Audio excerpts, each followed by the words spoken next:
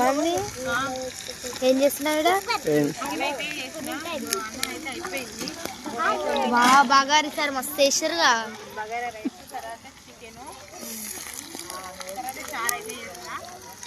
కట్టెల పొయ్యి మీద అయితే చేసిన ఫ్రెండ్స్ ఈరోజు అయితే నాకైతే చాలా ఇష్టం. ఎందుకంటే ఇట్లయితే అమ్మ వాళ్ళ ఇంటికాడనే వండుకొని తింటాం ఎక్కువ. అయితే ఇదైతే ఎక్కువ గ్యాస్ల మీదనే. ఇక పెద్ద వర్షం గట్ట పడ్డది, వర్షం కూడా పడ్డది. అంటే 4-5 కేజీలు పెద్ద ఫ్యామిలీ కదా మాది. 4-5 కేజీలు గ్యాస్ మీద ఉడకవని ఇక పొయ్యి అయితే పెట్టినాం, చేసుకుంటున్నాం. మా అత్తమ్మ అయితే అన్నం చేస్తుంది మమ్మీకి. ఓకే ఫ్రెండ్స్, మరి కట్టెల మీద వండితే ఎంతమందికి ఇష్టమో కామెంట్ అయితే చేయండి. మాకైతే చాలా ఇష్టం. మీలో ఎంతమందికి ఇష్టమో కామెంట్ అయితే చేయండి.